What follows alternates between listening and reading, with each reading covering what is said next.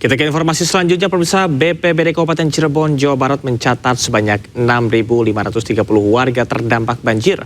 Sebelumnya banjir melanda 22 desa dan kelurahan di wilayah tersebut pada 13 hingga 14 Desember 2025. Sejumlah lansia yang bermukim di perumahan desa Jungjang Wetan, Kecamatan Arjawinangun, Kabupaten Cirebon, dievakuasi petugas Badan Penanggulangan Bencana Daerah Minggu siang. Dengan perahu karet, petugas mengevakuasi korban lansia. Desa Jungjang Wetan menjadi titik terparah banjir yang menerjang 15 desa yang tersebar di 7 kecamatan. Air banjir yang berasal dari luapan Sungai Winong dan Karang Dawa masuk deras di pemukiman.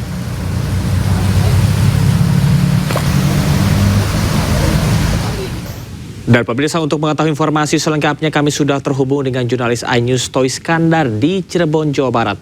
Selamat malam Toys, bisa Anda gambarkan bagaimana situasi dan kondisi saat ini di sana? Silahkan.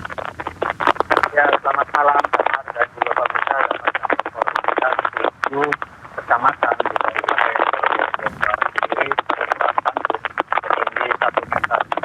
Amat terlihat seperti ini karena di mana ketinggian air masih menunjukkan belum adanya surut karena ya pemirsa, nampaknya diakibatkan dengan adanya sungai meluap di mana juga hingga saat ini petugas BPBD dan tim SAR juga terus mengevakuasi para korban banjir yang berada di perumahan tersebut.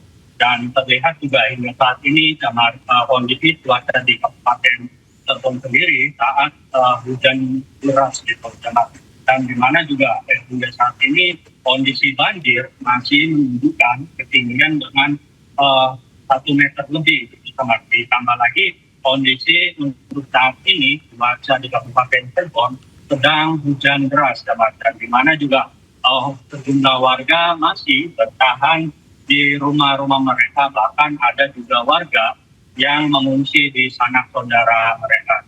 Dan kami juga akan memperlihatkan kamar di mana juga seperti saat ini saya berada di Jungjang Wetan, Kabupaten Cirebon, Jawa Barat, Damar. Dan di mana kondisi saat ini juga ketinggian banjir masih terlihat, genangan air masih setinggi 1 meter, Damar. Dan di mana di sini sejak sore tadi diguyur hujan, Damar. Dan warga juga akibat dengan adanya hujan deras ini dikhawatirkan banjir yang seharusnya surut dan kini juga tidak menunjukkan tanda-tanda surut gitu, Camar. Dan di mana juga kondisi dua sungai yang meluap akibat kiriman hulu dari Majalengka dan Kuningan sendiri. Seperti itu. Ya. Kembali ke Camar. Baik, terima kasih Toys Kandar. Kita berharap bahwasanya banjir segera surut. Selamat bertugas kembali dan salam sehat. Tetap hati-hati. Pemirsa, Kepala Kantor Komunikasi Kepresidenan periode Agustus 2024 hingga April 2025 Hasan Nasbi melontarkan pandangan kontroversi mengenai penyebab deforestasi atau penebangan hutan. Menurutnya, kebiasaan konsumsi masyarakat sehari-hari seperti minum kopi dan makan gorengan secara tidak langsung memicu alih fungsi lahan hutan. Ada yang bilang, oh ini akibat hutan ditebangi, mungkin. Tapi kemudian jangan pukul rata. Karena selagi kita masih suka nih minum kopi, ada hutan yang berubah jadi kebun kopi. Kita makan gorengan, ini ada hutan yang berubah menjadi kebun sawit. Ini minum tempat begini, ada hutan yang mungkin digali perut bumi untuk dapatkan logam. Seperti ini kita menggunakan HP, ini kan macam-macam nih bahannya nih. Dan ini kan nggak turun dari langit. Ini ada perut bumi yang digali untuk kita bisa punya HP. Bahkan ketika mereka marah-marah soal hutan ditebang pakai jari, itu pun yang dipegang oleh jarinya itu hasil mengeruk perut bumi itu. Ada hutan yang ditebang itu, yakin. Jadi hutan ditebang ya tentu harus ada pengawasan dan pengaturannya. Di wilayah konservasi nggak boleh hutannya ditebang. Atas nama apapun nggak boleh hutannya ditebang. Kalau ada pelanggaran, usut. Relawan sekaligus pecinta alam Agam Rinjani turut andil dalam memberikan bantuan kepada korban bencana di Sumatera. Agam Rinjani bersama dengan anggota TNI, Polri, Wanadri, dan pemadam kebakaran Aceh Tamiang bahu-membahu membersihkan lokasi terdampak bencana. Agam Rinjani, pecinta alam yang dikenal juga sebagai pemandu Gunung Rinjani, turut serta memberikan bantuan tenaga dan logistik kepada korban bencana di Aceh Tamiang, Aceh. Bantuan berupa alat sanitasi, perahu, pelampung juga makanan siap saji untuk diberikan kepada warga korban bencana. Bersama tim pemadam kebakaran Dinas Kesehatan Kabupaten Aceh dan personil TNI, Polri, serta tim Wanadri, Agam juga ikut serta membersihkan rumah sakit terdampak bencana banjir bandang.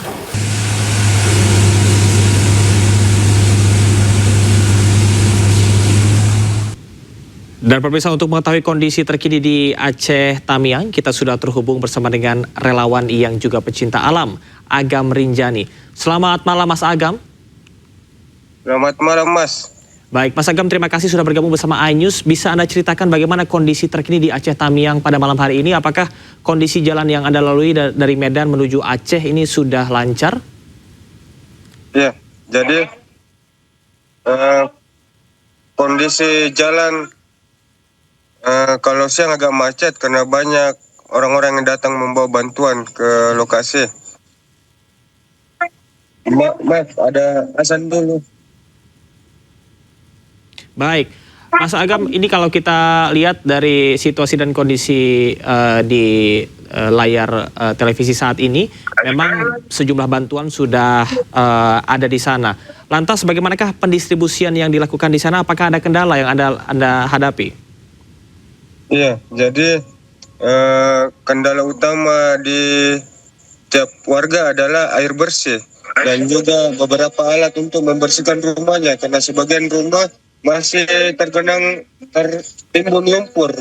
Jadi bukan cuma rumah-rumah warga, bahkan tempat-tempat kayak fasilitas umum, sekolah masih tertimbun semua lumpur dan itu belum dikerjain sebagian karena kekurangan personil dan lain-lain. Mungkin itu yang sangat dibutuhkan masyarakat, terutama air bersih. Kalau makanan sudah mulai, belum lagi MCK, septic tank, orang-orang pada tertimbun semua, di mana mereka akan melakukan buang air besar dan lain-lain. Ini mungkin yang jadi problem ke depan. Baik, sampai dengan saat ini apakah ada bantuan dari pemerintah atau dari pihak terkait berkaitan dengan keperluan air bersih ini? Iya, jadi ada beberapa dari PMI sudah lalu lalang membawa air, tapi tidak semua tercover dengan baik karena terlalu banyak korban yang kena. Kalau bisa lebih banyak lagi supaya bisa dilakukan pencegahan lebih awal.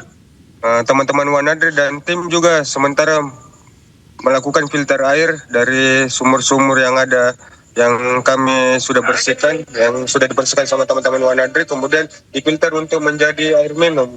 Itu kami lakukan di beberapa titik. Target kami adalah bagaimana menghidupkan dulu puskesmas di beberapa titik. Karena Kabupaten Tamiang ada yang daerah atas juga karena jembatan terputus, itu masih jarang kena bantuan sampai ke sana karena akses juga ke sana lumayan jauh. Baik, Mas Agam, sampai saat ini Anda sedang berada di lokasi pengungsian atau seperti apa? Ya, saat ini kami pulang dulu ke Medan untuk belanja. Kami lagi beli alat mesin untuk penyemprot untuk kemudian dikasih di beberapa warga. Kemudian kami pakai juga untuk membersihkan puskesmas dan beberapa fasilitas umum. Oke, fasilitas seperti puskesmas dan juga kesehatan. Bagaimana kondisinya? Apakah sudah cukup memadai untuk warga? Iya, jadi masih lumayan crowded. Oke, lumayan crowded artinya sangat banyak warga yang membutuhkan fasilitas tersebut, namun masih perlu ditambah begitu Mas Agam ya? Iya, karena beberapa cuma puskesmas flying camp pakai tenda. Kami mau menormalkan kembali karena kendalanya adalah ini, semua fasilitas tertimbun lumpur. Baik, Mas Agam, kita berharap bahwasannya kebutuhan air bersih, kemudian juga sarana dan juga fasilitas kesehatan bagi para korban ini bisa betul-betul diperhatikan dan juga adanya penambahan dari pemerintah dan juga bantuan dari masyarakat setempat dan juga seluruh masyarakat Indonesia. Terima kasih Mas Agam, sehat selalu dan kami berharap situasi ini bisa pulih kembali. Selamat beraktivitas kembali. Siap, terima kasih Mas.